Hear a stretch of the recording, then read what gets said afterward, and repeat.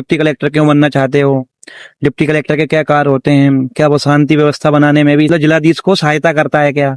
अभी sir market में दो प्रकार के एस्पिरेंट हैं, एक जो 25 का मेंस लिख रहे हैं, एक जो 26 की तैयारी कर रहे हैं। 26 का नोटिफिकेशन दिसंबर में आएगा।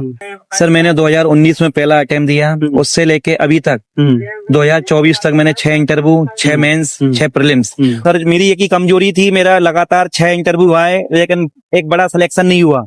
अकेली तैयारी प्रीलिम्स की मत करो, अकेली मेंस की मत करो, एक साथ करो और जब प्रीलिम्स आ जाए। और सबसे बड़े चैलेंज क्या आते हैं पीएससी में, और आपने क्या देखी? मैं अभी इंटरव्यू और भी दूंगा, 26 का भी दूंगा और मैं अभी 24 का भी इंटरव्यू दूंगा। मैं लगातार तैयारी करता रहूंगा। इसका एक ही जुनून है, जब तक मैं डिप्टी कलेक्टर नहीं बनूंगा, जब तक मैं एमपीपीएससी का रण नहीं छोड़ने वाला। जैसा कि आपको पता है एमपीपीएससी 2023 के इंटरव्यू चल रहे हैं। सर जस्ट अभी इंटरव्यू दे के आए हैं, तो सर से जानेंगे ओवरऑल एक्सपीरियंस कैसा क्या उनका इंटरव्यू रहा। मैं आपको बताना चाहूंगा कि आज 22 जुलाई है, आज का ही इंटरव्यू है, तो सर से जानेंगे ओवरऑल एक्सपीरियंस। चलिए शुरुआत करते हैं बिना देरी के। और बोलना चाहूंगा अभी तक आप टेलीग्राम चैनल से नहीं जुड़े हैं तो डिस्क्रिप्शन में लिंक दे रखा है, वहां से ज्वाइन करिए, क्योंकि जो रिसेंटली सिलेक्टेड है उनके टेस्ट कॉपी और नोट्स वगैरह वहां पे शेयर कर रखे हैं। सर मेरा नाम दीपक धाकड़ है और मैं वर्तमान में सीटीआई पद पे चयनित हूँ और ये मेरा आयोग के सामने 5वां इंटरव्यू था और मेरा जी का आज बोर्ड था। तो उन्होंने मेरे से जो मेरे पद से संबंधित ही क्वेश्चन पूछे। मेरे डेप में ऐसे मेरा गुना जिला है तो गुना जिले से संबंधित कुछ क्वेश्चन थे। और तुम क्या बनना चाहते हो, पिछली बार कितने नंबर मिले इंटरव्यू में, यही 4-5 चीजों पर ही इंटरव्यू चलता रहा। अच्छा, ज्यादातर आपसे जो प्रश्न किए गए, ज्यादातर जो आपसे प्रश्न किए गए वो आपसे ऑलरेडी आप सिलेक्टेड है उसी से किए गए? बिल्कुल सर। जैसे जीएसटी क्या है, जीएसटी में कर चोरी कैसे होती है, प्रत्यक्ष कर, अप्रत्यक्ष कर, और कोई एक एग्जांपल दिया था कि ये टैक्स कैसा है, अप्रत्यक्ष क्यों है।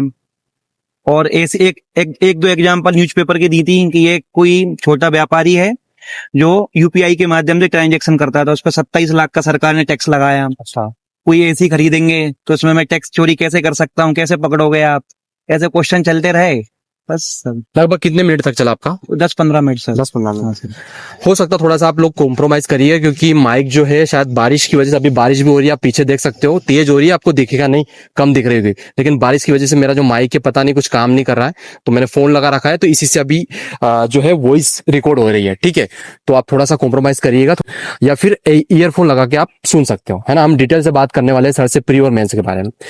और कुछ लग रहा है आपको इंटरव्यू से संबंधित कुछ ध्यान आ रहा, फिर हम प्री और मेंस पे डिस्कस करेंगे। सर ऐसे मेरा गुना जिला है तो गुना जिला कहाँ है, कुछ धार्मिक केंद्र बताओ, सिंचाई के लिए क्या परियोजनाएं हैं, मध्य प्रदेश में उसकी अवस्थिति कहाँ है, तो इन सब पे क्वेश्चन चलता रहा। डिप्टी कलेक्टर क्यों बनना चाहते हो, डिप्टी कलेक्टर के क्या कार्य होते हैं, क्या वो शांति व्यवस्था बनाने में भी जिलाधीश की भूमि जिलाधीश को सहायता करता है क्या, ऐसे क्वेश्चन पूछते रहे सर। अच्छा, आप थोड़ा सा अपने बारे में बताइए मुझे, अभी तक आपने कितने मेंस, कितने इंटरव्यू दिए, और ये कौन सा इंटरव्यू था आपका? सर मैंने 2019 में पहला अटेम्प्ट दिया, उससे लेके अभी तक 2024 तक मैंने 6 इंटरव्यू, 6 मेंस, 6 प्रीलिम्स और एक 2025 का भी प्रीलिम दिया था लेकिन नहीं हुआ। हाँ सर। लगातार आपने 6 मेंस, 5वां इंटरव्यू था, यानी कि छठा भी आपका होने वाला, आपने बताया था। 6 इंटरव्यू, 6 मेंस और 6 इंटरव्यू। तो हम अब सेगमेंट के बारे में बात करेंगे, प्री और मेंस। प्री भी अभी होने वाला है 2026 में, और मेंस का भी डेट आने ही वाला है, अभी आना ही है। प्री की हम बात करें तो लगातार आपने प्री निकाले, क्या अप्रोच रहती थी आपकी प्री के लिए? क्योंकि बहुत सारे लोग ऐसे रहते हैं कि कोई 2 नंबर से रुक रहा है, कोई 4 नंबर से रुक रहा है, तो कहीं ना कहीं वो कुछ ही दूर रहता था कट ऑफ से और क्वालिफाई नहीं कर पाता था, तो क्या अप्रोच रखनी चाहिए? तो देखो, आयोग का जो 100 नंबर का पेपर आता है उसमें 60 से 65 क्वेश्चन बहुत सिंपल आते हैं, और इसी में व्यक्ति क्या करता है, रिवीजन न करने के कारण या प्रैक्टिस न करने के कारण माइनर मिस्टेक करता है और 1-2 नंबर से पीछे रह जाता है। तो जो 60-70 नंबर के क्वेश्चन हैं सिंपल वाले, उनका बार बार प्रैक्टिस करे, रिवीजन करे, और जो थोड़े बहुत बन सकते हैं हमारे सिलेबस में दिए हैं, कोचिंगों के नोट्सों में दिए हैं, या हम जो होती है न्यूज़पेपर होता है, न्यूज़पेपर से हम कलेक्ट कर सकते हैं। ऐसे क्वेश्चन 15-20 क्वेश्चन रहते हैं, उनको हम पकड़ सकते हैं। लेकिन 10-15 क्वेश्चन ऐसे आते हैं जो बहुत डेप्थ में आते हैं, ना तो सिलेबस में मिलेंगे ना न्यूज़पेपर में मिलेंगे।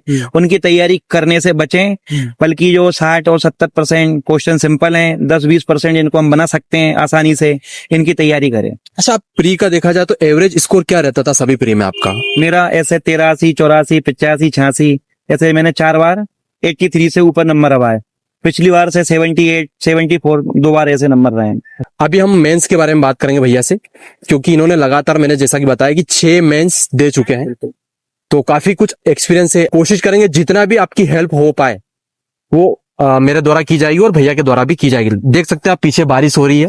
उम्मीद है कि आप लोग तो अभी तक चैनल को सब्सक्राइब नहीं किया तो भाई लोग सब्सक्राइब कर दिए, क्योंकि काफी कुछ मेहनत लगती है। जैसा कि आपको भैया भी देख सकते हैं गीले हो चुके हैं पानी में, और इतना रुकना, क्योंकि वो भी एक बार हम रिकॉर्ड कर चुके वीडियो, लेकिन उसकी आवाज नहीं आई पाई थी, फिर वापिस हम रिकॉर्ड कर रहे हैं। चलिए हम बिना देरी के अब मेंस के बारे में डिस्कस करते हैं कि मेंस के लिए आपने क्या क्या सोर्स फॉलो किए और क्या अप्रोच रखनी चाहिए ताकि आप कम समय में अच्छे से आप मेंस निकाल सकते हैं।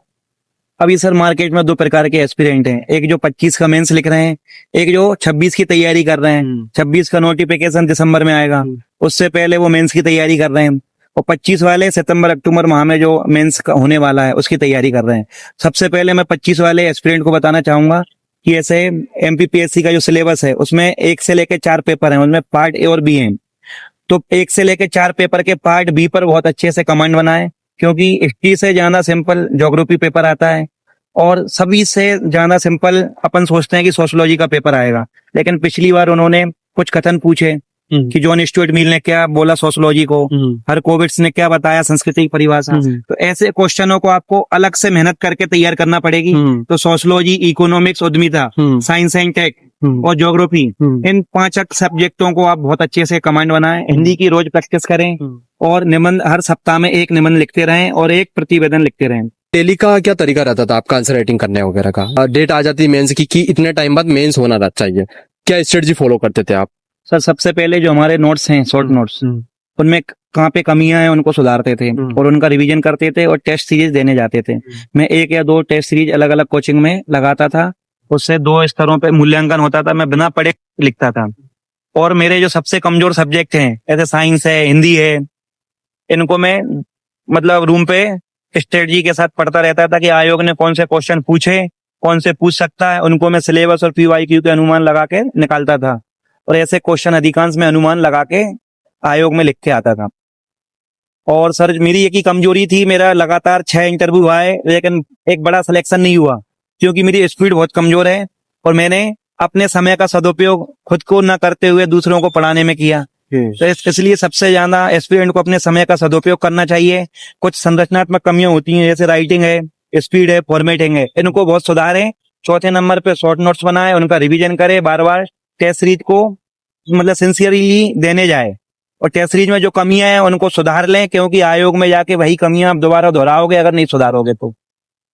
सोर्सेस को लेकर हम बात करें तो क्या क्या सोर्सेस आपने फॉलो किए था कि जो सिलेबस चेंज हुआ है तो मार्केट में क्या है, सोर्सेस को लेकर भटकाव बहुत ज्यादा है।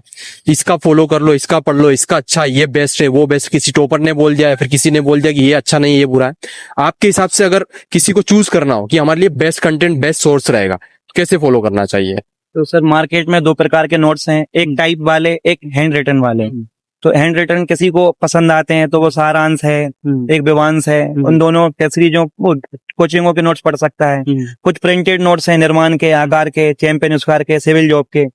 तो इन दोनों में मतलब बच्चों में वो चलता रहता है द्वंद कि हैंड रिटन पढ़ें, क्योंकि वो बहुत छोटे होते हैं और सिंपल होते हैं, लेकिन उनसे एमपीपीएससी की जो कमांड मतलब एमपीपीएससी का जो क्षेत्र होता है पूछने का, उनसे कम ही क्वेश्चन आ पाते हैं। जो प्रिंटेड नोट्स होते हैं जैसे निर्माण है, आकार है, उत्कर्ष है, सिविल जॉब है, इनको पढ़ने में समय लगेगा, लेकिन इनकी जो कवरेज है क्वेश्चनों की वो अधिक है और क्वेश्चन डायरेक्ट नहीं आते। कुछ क्वेश्चन ऐसे पिछली बार आया था बंस की तुलना उन्होंने बांस से की थी, अब वो निर्माण में जाके देखा वो क्वेश्चन, वहां पे लिखना वही है, लेकिन हमारे नोट्सों में कुछ चीजें हम पढ़ लेते हैं तो हम उसे अच्छी से लिख पाते हैं। इसलिए बड़ी बड़ी किताबें पढ़ो अगर आपके पास समय है। अगर आपके पास समय नहीं है तो जो मार्केट में हैंड रिटन नोट्स चल रहे हैं उन्हीं में आप ऐड कर लो, अलग अलग सोर्स से इकट्ठा करके।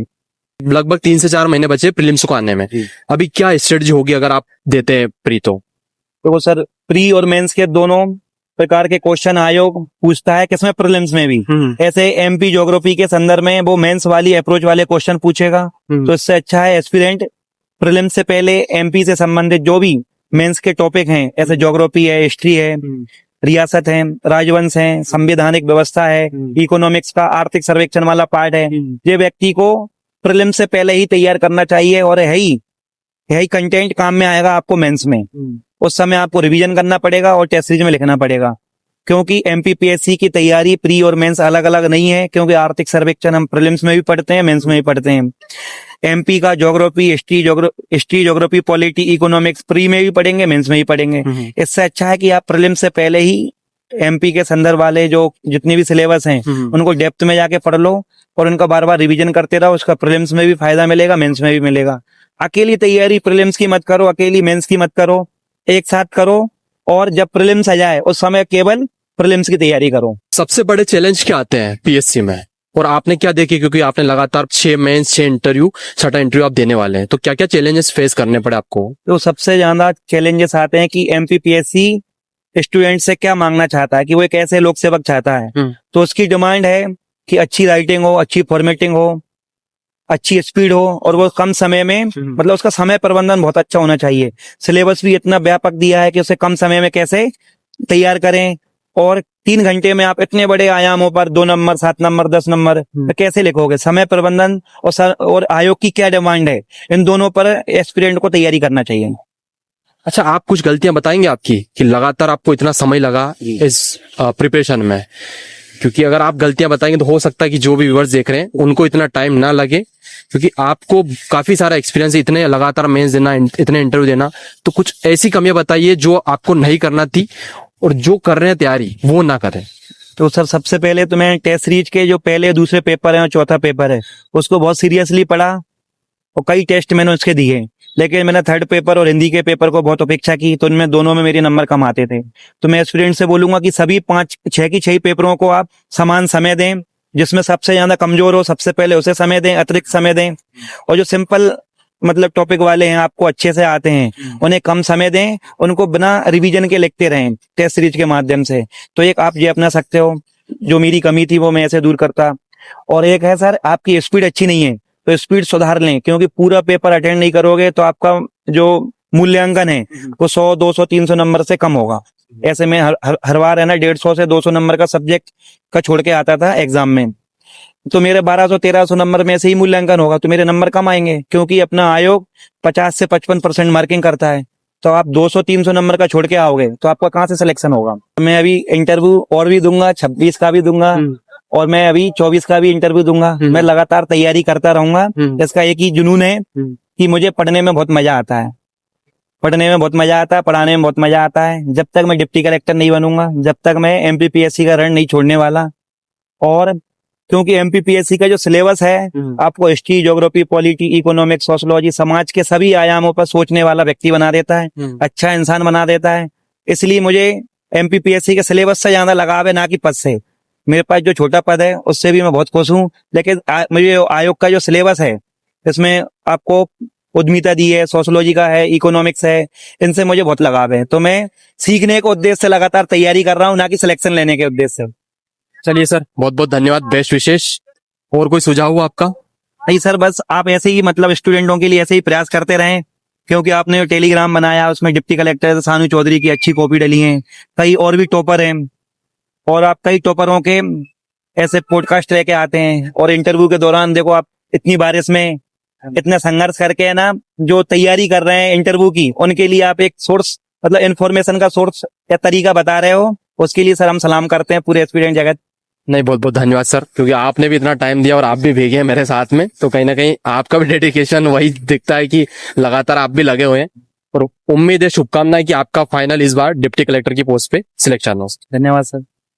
उम्मीद है आप लोगों को पसंद आएगा ये इंटरव्यू, क्योंकि अब जैसा देख सकते हो बारिश काफी हो चुकी है, उसी के दौर में हमने ये पूरा कवर किया। अभी तक आपने चैनल को सब्सक्राइब नहीं किया तो भाई लोग सब्सक्राइब कर दीजिए, और टेलीग्राम से नहीं जुड़े हैं, जैसा कि भैया ने बताया वहां पे नोट्स वगैरह डाल रखे, कोशिश करूंगा और भी जो भी हो सके कलेक्ट करके जिनकी टेस्ट कॉपी वगैरह वहां पे अवेलेबल करवा दूंगा। चलिए हम मिलते हैं अगले इंटरव्यू में, तब तक के लिए धन्यवाद।